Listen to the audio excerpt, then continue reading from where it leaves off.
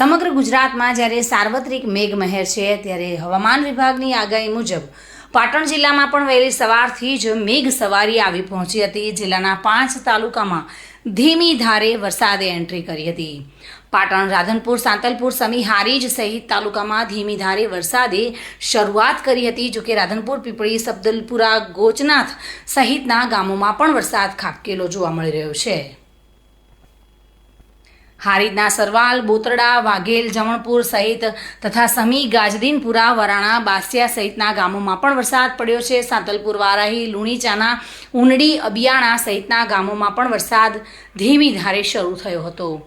જોકે જિલ્લાના મોટાભાગના વિસ્તારમાં મેઘમંડાણ થયું હોવાથી ધરતીપુત્રોમાં ખુશીનો માહોલ જોવા મળી રહ્યો છે। પ્રવીણ યોગી સાથે bureau report, today Gujarati news.